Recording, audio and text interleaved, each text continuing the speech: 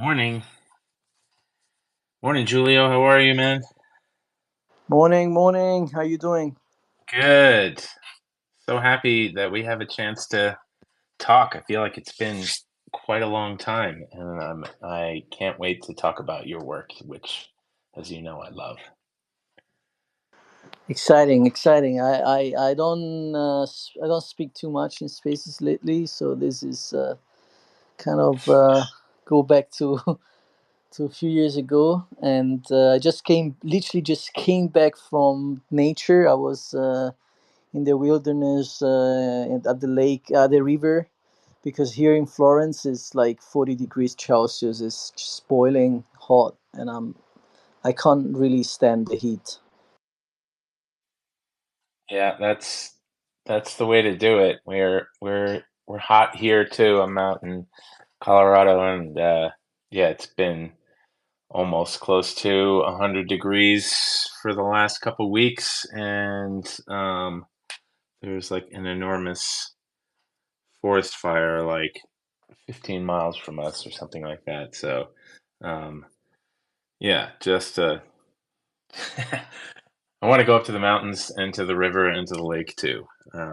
But yeah, we're so happy that you had that opportunity. Good morning, Annie. Are you with us? Good morning, friends. Thank you so much for joining. Paul, always a pleasure. Thank you for co-hosting. And Julio, thank you for saying yes. We're so grateful for you and excited to hear more about you, learn more about you and what you're doing currently. So I'm here. Thank you so much for um, just saying yes, being here. And for the audience, thank you so much for joining us. We will be starting shortly. So this is a fun one. Um, yeah, I had an opportunity to see Giulio in person in France in February. So this will be really fun. I have pictures to prove that, Giulio. So, Yeah, that was a great meeting, actually. That was absolutely amazing. I didn't, there were so many people, so I didn't know who was there, and it was great. It was great meeting you and all the other guys. They were with you, like such a great group of people. love it, love it. Such a fam group, such a fam group. So this is gonna be awesome. So thank you for saying yes, for being here. I'm gonna pin some stuff up. So Paul, I'm gonna let you take over. Yeah. All right, Julio, we're gonna just dive right in. My favorite question to ask, which anytime I co-host here, everyone is so gracious to let me ask it, is just to tell us about yourself. How did you get started in art and photography, in Web3? What are you doing? Like, just give us how how we started and how we got here. Just want to let people know your journey. Wow, that's a long one. I'll try to be short. How I started. So basically, I always say I was born with a camera because since the age of like 6, 5, 7, I don't remember exactly. I have some photograph of myself taken from my parents with a camera in my hands when I was literally like, I don't know, I think 5. And this all this because when I was a kid and my parents used to travel a lot by car around Europe, so we would literally drive and do road trips, and they I think at one point they bought one of these film camera. Um and I would always steal it from them and capture random things, and they were kind of upset, not in a bad way, but they would be like, "Oh, you're just taking picture of things, postcards, like you don't, you're not really taking memories, and photos of." But I was a kid, I was, and that I don't know, I connected with that too in a way that whatever I would see through my eyes, I would capture it. But again, this is, it was a little film camera, so I didn't really know about the outcome of the photograph. So it was all about capturing something through my eyes, so something I was capturing with my eyes, and then having these two, knowing that they would, get like printed on a certain on a paper or something. and I think from there it just, never I never stopped taking photos or being passionate about photography. Of course, there were, up and downs, and but I kept photographing basically all my life, and I didn't even notice it that the camera, the photographing was a constant in my life. I just very lately uh, understood the importance of it, and I was involved in the student movements. I would carry my camera with me and capture and document, the process, the marches in Florence. I've been, I think around 100 plus. Protests and marches in all around Italy, and then I went to London. Throughout those times in high school when I was involved in politics, I really want to do some. I was passionate about human rights and stuff like that, and so I really wanted to become a documentary filmmaker. But I needed to find something related to it, and I went to London. I needed to study English, and there I decided to study documentary filmmaking, which I actually didn't pursue, even if it was like sort of a dream of mine. My sort of how do you say, yeah, my aspiration, it was to literally become a war journalist, yeah, reporter, and kind of document and tell stories from those situations where not many people want to actually tell. But life takes you in so many different directions. At the age of 18, I was already photographing, for work and clubs and gigs and music and concerts, so many different things. And then I had to come back to Italy for personal and health reasons. I had some very tough 3 years around 2015, 16, 17.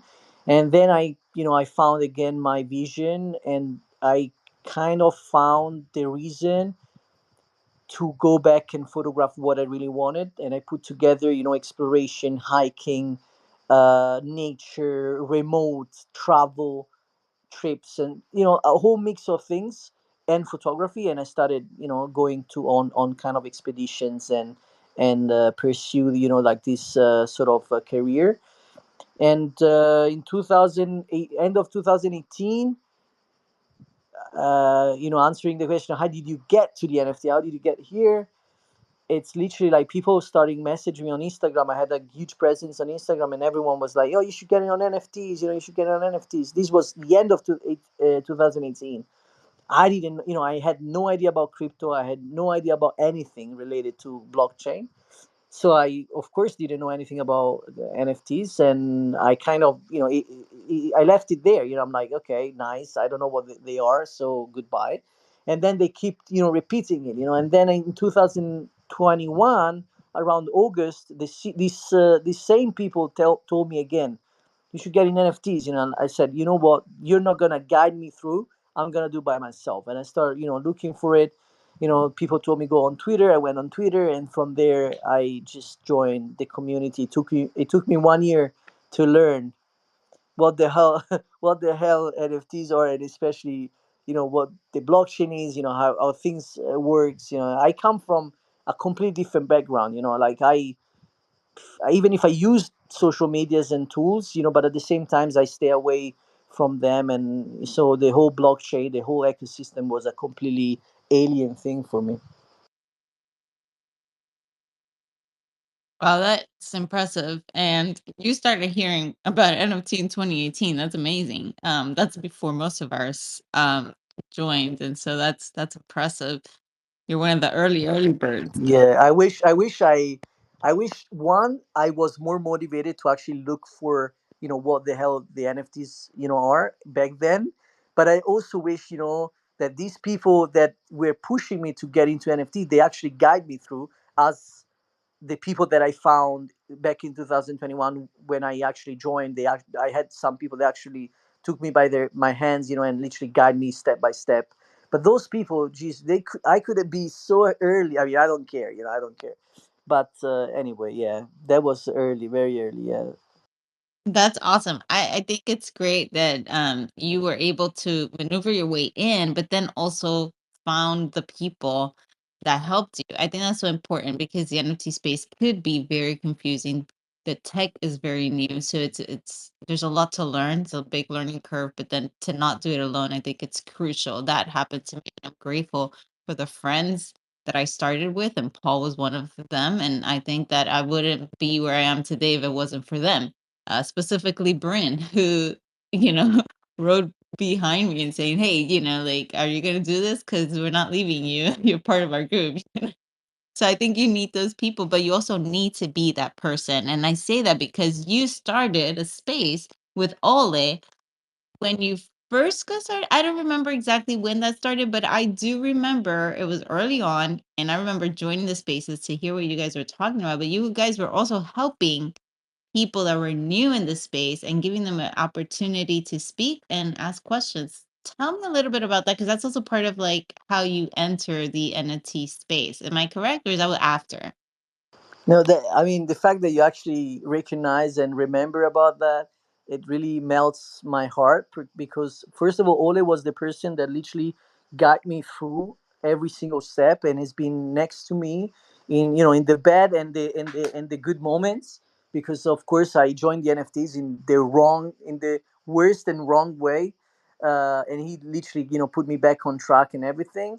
And we soon realized, with Ole, it took me like 3 4 months before I actually started kind of opening space. I always feel very uncomfortable, even if I felt comfortable. It was still a lot of anxiety, to speak with so many people. But for us, it was very important. Our space's name was Beyond NFTs because we really, and I still value more, the stories behind the actual, just the piece of art itself, and I think there is way more than just looking at nice photographs, nice pictures, nice paintings. There is always a story, whatever is deep or not, but there is always a story behind it. So our motivation and drive to actually, open this space was two things. One is because the spaces I was joining when I first joined the NFT space were very technical, very very American style. I couldn't understand anything, too many crazy terminologies, and it was more about, like trends and trading. It was very hard as a photographer, as an artist, to be around the same people. So we wanted to create that kind of environment where people, had a stage, had a place to feel comfortable. Even not specifically telling about their why they create that photograph or why they shoot, but what they do daily life, what's behind everything that they do, where they live. I remember it was very American focused when I joined, and I'm like, but the artist comes from all over the places, all over the world, and they have amazing stories, so I really wanted to first listen to those stories, and make them feel comfortable. So that's why me and Ole literally invest, like hours and hours and hours. And again, it was enriching, first of all, for us, getting to know these people's stories, I don't know, incredible things. People from Nepal, people from, India, Bangladesh, Pakistan, like it's just amazing. And everyone were like related, and had this thing in common of wanting to express their vision, their artistic or creative journey. So yeah, and then after, I mean, that last, I think, 1 year, something like that. And then bull market, people leaving, and so on, like things change, and who knows, maybe we'll open again soon one day. That's amazing. And I wanted to like get back to what you were saying, because I think a lot of people that were so new and didn't understand it. I remember being in the spaces and listening in, but then also being a part of the conversations of how to get involved. And there was also like a document that someone was passing around of like how to get a wallet and things like that, the basic necessity. And I think that was crucial. So what you guys did at the very beginning when you started was a need you were fulfilling for yourself, but you saw the need for the rest of us. And so I just want to thank you for doing that, and your journey getting into the NFC. sounds very familiar to a lot of people around the world. They come in because they see the future and believe in it, but don't know how to get around to it. So I think what you guys had was fantastic, is fantastic. I encourage you to continue it, 'cause I think we still need more people reaching out to those that are around the world at different time zones. And that's my goal, right? To reach everyone, but I can't, right? We need more people like you to reach the rest of those that Paul and I can't reach, right, around the world with time zones and all of that. So, um, but love to hear it, and love to see you IRL, and all the things that you're participating in. So, how does your community impact? Because we just talked about your community impact.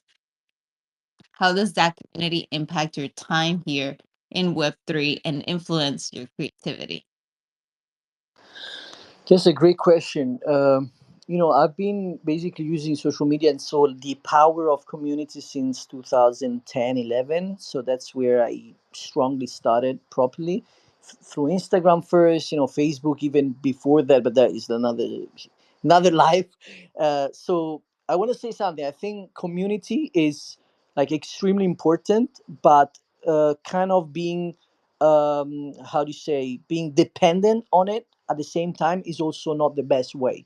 Like I think a good balance where you have a good community around you, where you get to invest time, and trust, certain people, and know that you have a certain circle of people around you that you can count on, is great. But at the same time, and I tell this because of the 3 years now experience in this space, but also previous experiences, like these are social media. At the end of the day, you either consolidate those relationships, in real life and so on, and mature this relationship. Otherwise, people, come and go. But this is normal. There is no one to blame. So, I really put a lot of my time and my effort and my energies into the community because I just loved it.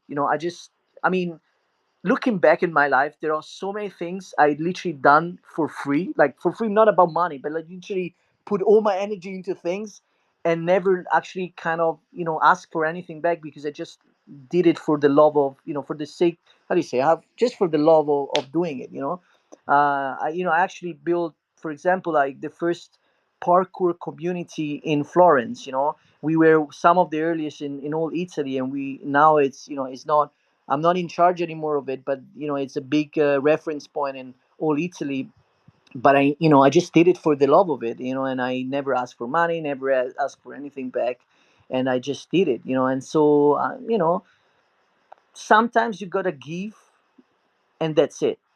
So for me, was like it was hard for me to understand the space. I wanted people not to have the same experience I had. So struggle, and trying to, decodifying things, and and also I didn't have the same, you know, space and kind of good environment for me to tell about my work and so on. I wanted people to have it. So um, again, I keep in touch with certain people. I'm sorry to say this, but I always say trust. In Italian, we say to trust is great, to not trust is even better, because you never know. Like and again, unless you consolidate, and you develop strong relationship and friendships, it's great. But in this space, you also meet a lot of people that are behind some PFPs. You don't know. I mean, you know better than me. We met so many scammers that been they've been talking in spaces, acting like great people and so on, and then they were maybe stealing images and so on. So you never know who you have in front of you. But the communities, is great. I mean, here there are so many, Andres, there is Michael, Ali, Ashton. I mean, unfortunately, the sad story is that many people left. Many, even good friends, left, and that was the sad part of it. But I hope they're doing great. I am with some of them. I'm still in touch, and everyone, take their own path, and this is part of life. So yeah, I lately I've been dedicating more of my time to cybersecurity, even if people really don't care about it. But I was scammed. I was hacked actually, and it was very terrible. And so I really want to help all the time that I can, people to understand how, be safe in the Web3 works, and how, to be safe. But I feel like people really cannot hear and listen to technical stuff that are actually extremely easy to understand. But when it hits you, when you are in that situation, that you feel it and you understand it, and you realize how important to own, like, how do you say, like hard wallets and multiple computers to do operations and so. Anyway, but yeah, that's a little bit. I spend a lot of time for the community, and if I go back, I will do it again. That's incredible. Yeah, I think as time goes on, to your point of, having, friends here and then friends gone, and it's, like you said, it's not necessarily, the ones that are working towards something. Um, I think it's easy to, I don't know, it should. I'm trying to say it in a way that's right, and I'm just like stumbling over it. What I'm trying to say is, like, we all have, especially as artists, we're all pursuing something. So when we have to leave, it doesn't mean that we're abandoning. It just means that we're pursuing the thing that is, being fruitful, the most fruitful thing for us. And I think at this point, if you've been around since 2021 and you're, or earlier, and you're doing the work on a daily basis. And then, that's not discounting anyone who's come after that either. It's just, showing up and trying to, help other people as much as we're all trying to forward our own artistic endeavors and hopes and dreams.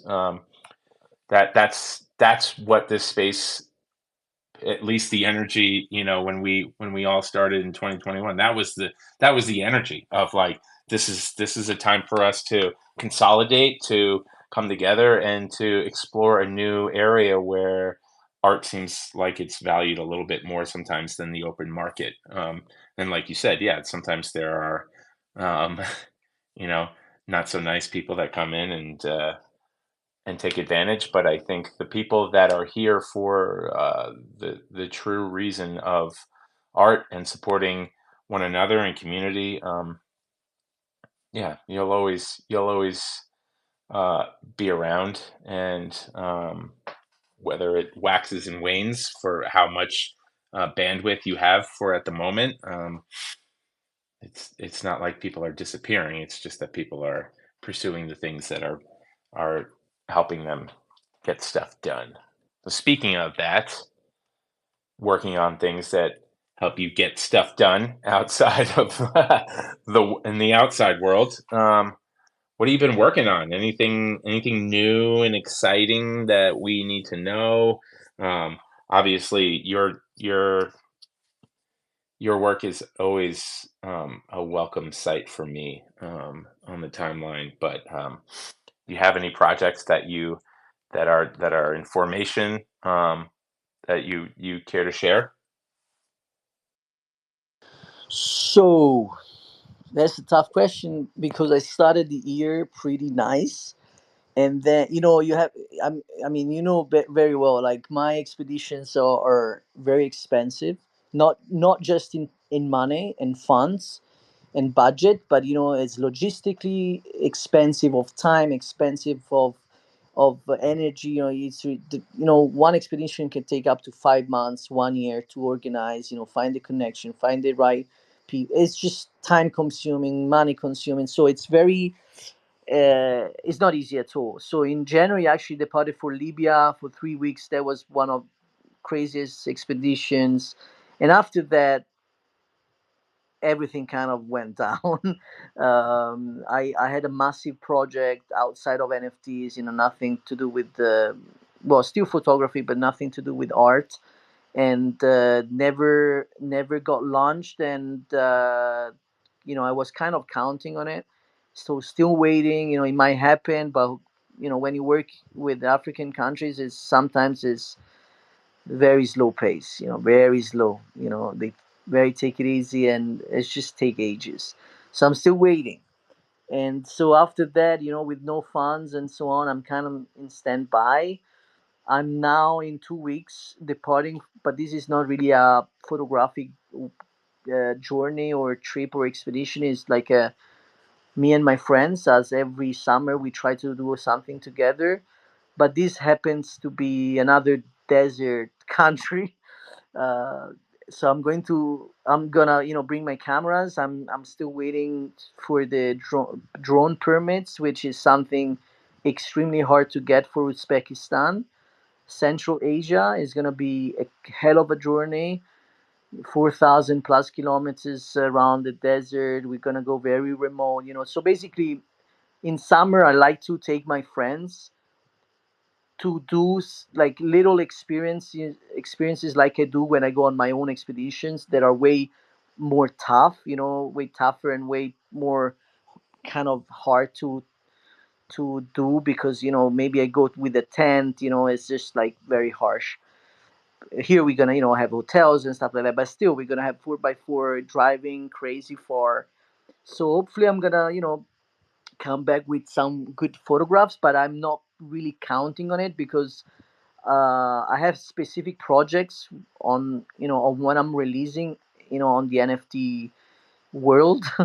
And I really want to organize another trip to Mauritania, which is like almost a second home for me. I have so many crazy things I want to photograph there, and also other countries in the Sahara Desert where my current focus is. And my medium term project is I gave myself 2 years, max 3 years, to release a book. It's gonna be a, how do you say, coffee table, like those premium, photographic books. But it's gonna be also not just a photographic book. They're gonna be stories from the expeditions, crazy stories, cool stories, sad stories. It's gonna be a mix of photographs and written parts. So, and of course, I'm still, Saudi Arabia, Yemen, Oman again. There are so many other Iraq. There are so many other countries that I want to visit. Go to Mali, go to Niger, go to Sudan, go to um, what else? Algeria, Chad. But I always have these trips plan. Like, I always study these countries. I always study the way that I could get there. It's people think it's easy. Sometimes you can just get a flight to somewhere. Sometimes it doesn't work like that. And so some of these trips are already organized. It's just about the funds. For example, Chad is in the Sahara Desert. Is extremely expensive. It requires two vehicles. Each vehicle is like something like what, 250 $300 per vehicle, just to move the vehicle. Then you have petrol and so on. And when I move for minimum 1 month, minimum. And so, yeah, I'm literally waiting for funds and other side projects beside NFTs, that can fuel future projects and so on. Of course, NFTs are still there. And also I have a lot of unreleased work, like tons of unreleased work. I'm very slow, and also I strategize a lot. I want, I'm not someone that, I could release all my work, and I could, maybe sell half of it, but I'm not someone that is looking for quick kind of sales and so on. I'm very organized, very projected in the future with how I want to see my project unfold and so on. I love that. That's amazing. I know. I feel the pain of waiting for either the right contact or the right um, person to provide funding. So, yeah, it's always it's always seems like it's a hurry up and wait situation. It's like, okay, we need all this information, and then, like you said, especially dealing with, other countries that their pace of life or their however's going on is much slower than what we're hoping it to be. But yeah, I know that the level of work and the level of care and time and detail that you put into these expeditions are absolutely immense. So Yeah, there is one thing that unfortunately doesn't suits and fit with what I do, and I kind of come from, in a way, come from that side of the market as well, and it's commercial work. A lot of photographers have the ability, through their style, through what their specific eye and what they're capturing, to also land like commercial works. I tried. I remember I kind of talked to a manager of expedition guy that used to do things more physically, more like kayaking and stuff like that. But we analyzed the whole thing. I'm going to countries where no brand, no commercial entity want to be associated with, because I'm going to freaking crazy places that are, red zone for many countries, worst zones, so that is the toughest part. Because of course, in my life I always found other ways, to kind of, extra work, extra jobs, like anything to achieve my goals, anything to achieve and go where I want and do what I want. But I wish I had that opportunity to also get commercial work. But whenever I tell about where I'm going, people are like, we don't, this country, we can't do this, blah blah blah. So that's kind of the tough part, because I literally, I could get, I don't know, watches, I could get any brand, clothings, and just go in the desert and shoot them. And even if I tell them, like, oh, you're not gonna know that it's been shot in there or there, but it's just like, yeah. Anyway, this rant. What you do is very impressive and very challenging, daring, in other words. But I was going to say, Paul, I know you could relate heavily with what he was saying. And so this is very relatable, Julia. So thank you for sharing. Before I continue, I do want to give a shout out to Blue Alley, who shouted us out on one of her spaces recently, earlier today. Thank you so much, Blue, for giving a space in your space to encourage people to join us today here to listen to this interview with Julio. We do appreciate that, and so thank you. Just want to give you a shout out, and thank you. And with that said, Julio, you have some health challenges as well, and so your planning and going out and meticulously planning your shoots and your uploads and intentionally minting, etc. Um, come with a lot of struggle and challenges, and a lot of that comes through your health. And I probably, like, maybe you didn't want to talk about this, but I think it's important. I have health challenges that I have to overcome daily, and so I know there's a lot of artists here, that they're not alone, right? And I want to maybe touch on that, just because I don't want people to feel like they're alone in their struggle. It could be a lot of different things, but when it comes to mental health and struggle with your health, physical health that challenges your mental health, how do you keep it together? How do you push yourself to do these month-long, little food, little water, out in the desert for long periods of time? And I know you're laughing. We had a conversation a long time ago about this, but I want you to encourage those that are here and have health challenges or just any type of challenges. How do you keep your balance yet you're still meticulously planning for the future? That is a great question, actually. Um, in the space, I always gave some kind of broad informations, about my conditions. I never really tell too much, because I don't like to use it. It's just like everyone that go through things. I have I give general information. I'm gonna kind of tell you here how I deal with it. I have since 20 plus years. So I was 14 diagnosed with a very severe health conditions. Very my specific one is actually very aggressive.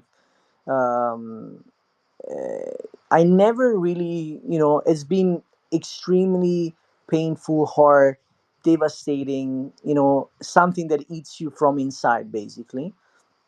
But I never look at it as a negative things. People might think, oh, why, how, but it's terrible. Yeah, it's terrible, but what you can't control things that you cannot control, right? So you gotta do your things with the things that you have, and what I have is part of me. I haven't asked for it. It just happened. That's it. There are two ways of dealing with it. One is the terrible one, so ending your life. The other one is taking your life by the balls, or whatever you want to say, and just ride it, and just say, this is how I need to live from now on. And my condition actually worsened after years. 18 first surgery, then 25 years second surgery, and so on. But the only thing that I realized living, because I risked my life twice, and it's I have one life, and I have one planet.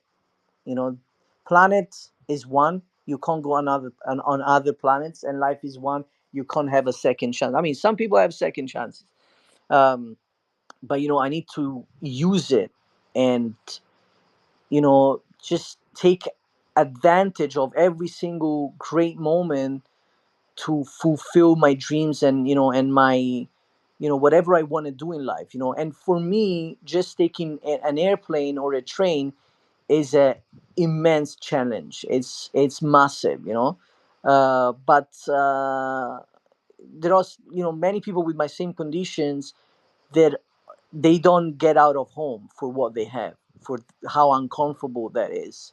And they live in kind of misery and depression, and so on. But I decided, to not give up, or to let my condition win.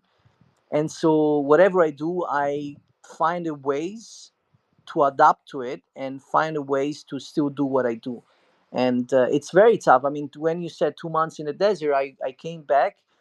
I had, tons of checks, and I was in terrible conditions. Of course, the trip, the diet, and so many other things really worsened the whole thing. And I went through a terrible year after it. It was 2022, so 2023, it was very terrible. The conditions were extremely bad, so bad that in February I got, some complications, many complications, and the doctor said, we need to solve this because this is going to be bad. So I said, okay, but can I first go back to the desert? They said, no, you better not go there. But I said, fuck it, I should go back because I just feel it, I just need to go back. So I went to the desert, and I felt extremely bad in the middle of nowhere. I had, basically I had to, in emergency, which means like just cross the desert 2 days, go to the capital. I had to be treated through my doctor that was sending me emails telling me what to do, and so on. And then there was like an emergency situation to keep things calm before I took a flight back to Milan and straight to the hospital. But like looking back, I laugh at it because I'm like, I want to do these things. Why should I stop doing them? And this, of course, it doesn't mean kind of risk your life, uh, because I always have everything under control. It's more than 20 years I have this what I have. So, but don't close yourself in misery. Like we all go through crazy things, we have health issues, mental issues, and so on. And trust me, I also have mental issues because of what I have. But I don't, sometimes it's terrible, sometimes it's positive, sometimes it's dark times, but always look at the reason why you're here. And for me, the reason why I'm here is because this planet is too beautiful not to be explored, and I have a we have very short lifetime, lifetime. Let's say even if you're able to arrive to 19 years old, which I wish to everyone, even 100, but that's nothing. Like this planet have billions of years, so in that little span of time, I want to just see the beauty of this planet, the different cultures, the different vibes, the different food, the different traditions and costumes, like we've built an amazing world. I think it's beautiful despite the wars, the conflicts, and so on. It's still very beautiful and worth kind of dedicating your life to it. At least this is my priority. And never see obstacles. I was a parkour coach for 7 years, and obstacles were something to use to have fun and go beyond them and see what was behind, so I always say behind a massive dune there is always something beautiful, and even if there is another dune there is going to be something else behind it. And so behind benches or fences or any obstacles, there is always, take it as a way to explore, as a way to push your limits further, to get out of your comfort zone and challenge yourself. I think life should be about challenges. Otherwise it's freaking boring sitting on the sofa doing nothing. I love that. I love that illustration, if you will, of whatever's on the other side of this dune is going to be amazing. I have like that same type of fascination. I don't know what it is, but like I'm always like, oh, there's another area where we can see further if we just walk a little bit more and see, something that, you know, what's going to be like. I'm always fascinated with what's going to be, on the other side of that hill. What's going to be on the other? What am I going to see? And sometimes I walk a little too far, but but I'm always excited and enamored by what's coming next. So yeah, I mean, despite all of the challenges that life throws at us, that you have this um, deep desire to show uh, the beauty uh, of this world. Despite all its challenges, either personally or just on a cultural level, is wonderful, and it's inspiring, and this is why we do what we do. So we thank you, and we take that message seriously and to heart. I think all of us as artists, we want to show the beauty that can sometimes either go missed because it's remote, or go missed because we're not paying attention or we're too consumed with our own lives. Um, and speaking of being consumed with our own lives, we're always here at Light Art in Myanmar. We're always trying to find ways to do exactly what you know uh, you have done with Ole, for the community, to support people, to uplift people, to encourage people, to educate people. And to highlight artists in this space. So we always like to ask before we ask people to come up, which we can. If folks, if you want to come up and say hello, ask a question, give Julio some flowers, now's the time to request. But we always want to ask: is there something that you see that we could do to better, you know, uh, I guess, achieve our goal and our mission of educating and uplifting and continuing art in this space?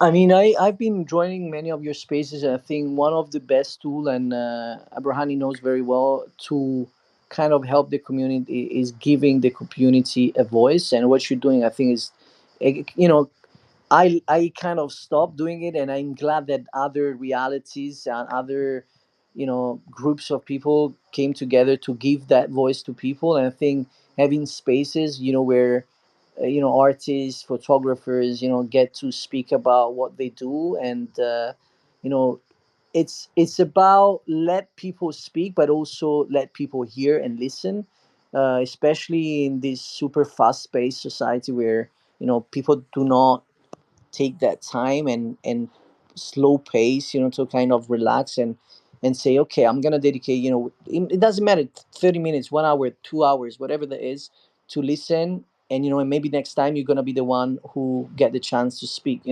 I think, I mean, that is the best thing ever.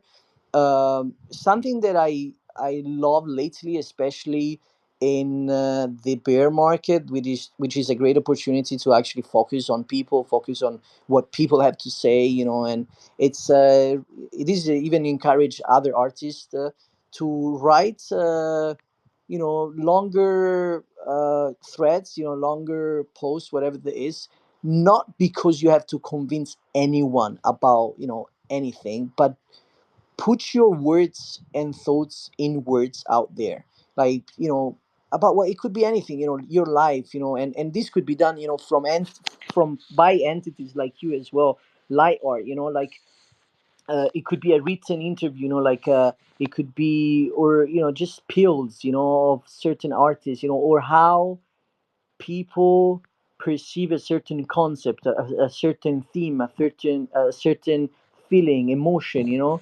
I think we are lacking a little bit in human connection, sometimes, and where we can, maybe we don't, sometimes I can join a space, I have time to join a space and listen, but sometimes, a thread can help me navigate that person, or what that person thinks better, and connect further with that person. But overall, just opening spaces, trust me, especially right now, right, like the past 12 months, honestly, like, I think Blue, Ali started opening some of them.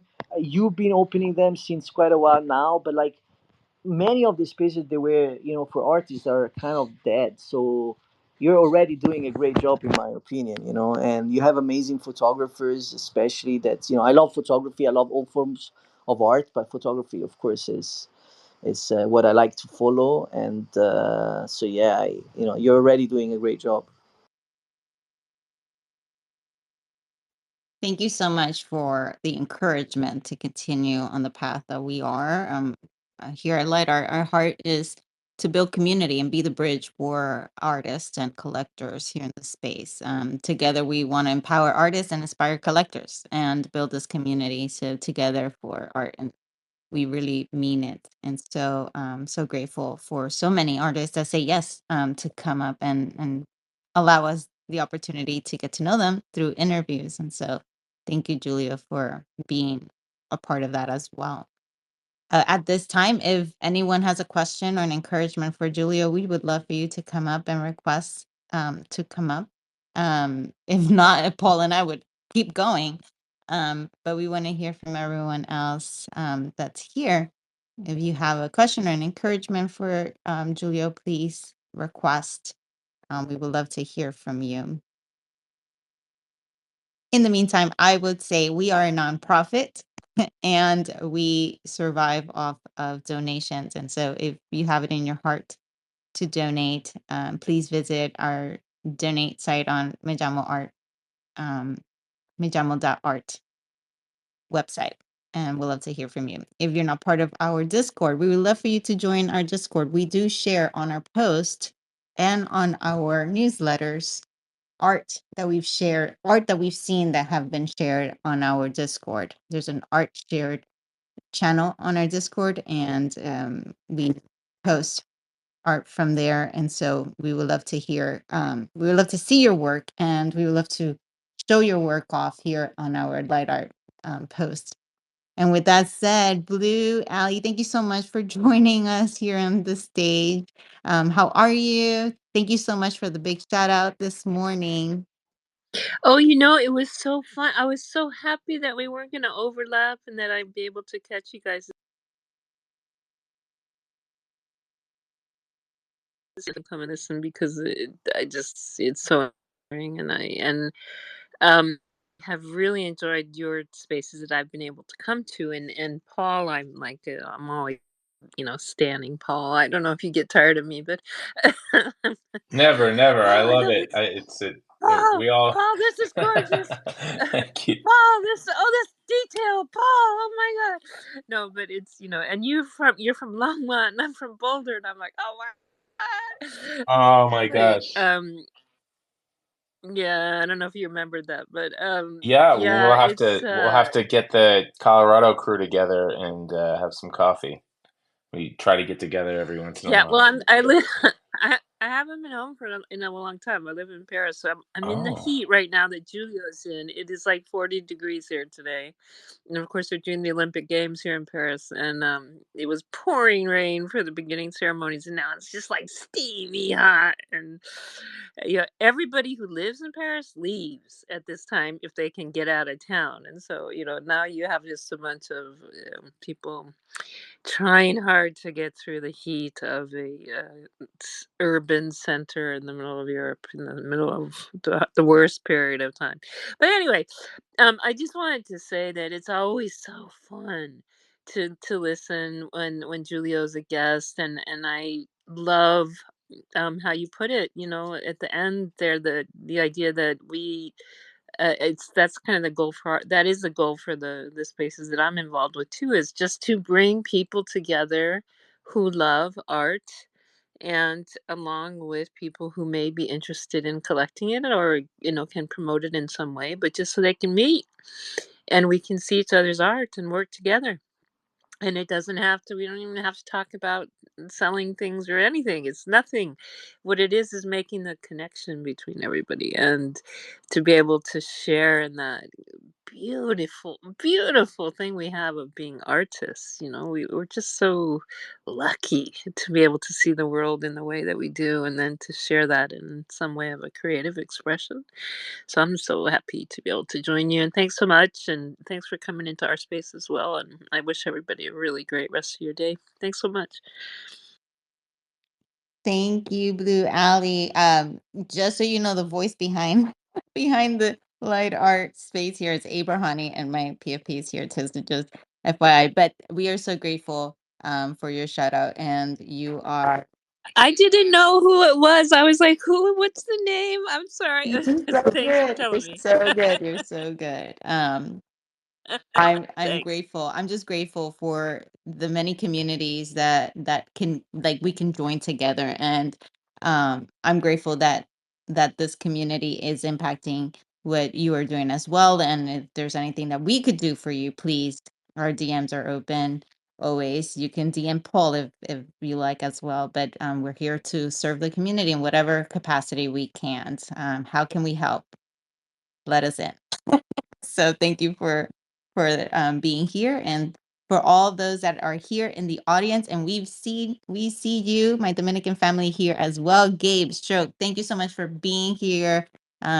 For everyone else, Andres, thank you so much for being here. So many familiar faces in the audience. We're so grateful, and if there's anything we could do for you, we are here for you. Let us know. How can we help? Paul, any last words? Yeah, I just think this was such a great space. I'm always I always come away from these spaces encouraged. It's something that I say probably in every space, but there's power in knowing that you're not alone, that you're going through this process of being, or just this life of being an artist. It can be beautiful, but it also can be hard, and endurance and perseverance is key. And knowing that you're not alone, you're not going through tough times. I think probably anybody who's been an artist in any way, shape, or form understands that reality can be a little bit more stark than the artistic world that we are sharing. And but what we're doing is important. And yeah, so Julio, thank you for the way that you reminded us that there is beauty in this world. Um, to be seen, to be experienced, and to be shared. We appreciate you, and we appreciate your time. No, thank you for having me. And I think being a photographer or an artist in general shouldn't be about trying to convince others or kind of get recognition from others, but or prove things to others. Is more about prove yourself that you're capable of following, chasing, and realizing your dreams. I think that is to me the most important thing. It doesn't matter how long will take, but an artist itself, whatever you paint, whatever you photograph, if you're able to be happy in doing what you're doing and creating what you're creating, I think that's the biggest achievement. So, and a plus, of course, if you can make a living out of it, but that's a second step, because there are amazing artists that are not doing it for a living. They're not making money out of it, but they're happy with what they're creating. And even myself, not all the time I make money with my photography. I've been doing any side job, to be able to do what I do, and I'm happy with it. Of course, full time is a great goal for everyone. I'm on that path, but I think being happy and in good health is the main priority. That should be the main priority for everyone, and looking after yourself, and your dreams. Those dreams comes one time in life, and so go get out there and get them. Such a beautiful reminder. Thank you, Julio. So much more to live for. And that is a powerful encouragement. Thank you for those last words. Friends, thank you so much for being here. Again, we look forward to seeing you next week. For our spaces are Tuesdays, 12 p.m. Eastern time. And so we look forward to hearing from so many more artists and collectors in the space. And so we hope you join us. We hope you continue to join us. And with that said, thank you so much. You guys have an amazing Tuesday afternoon. We look forward to hearing from you in the future. Thank you guys. Have a great Tuesday. Bye.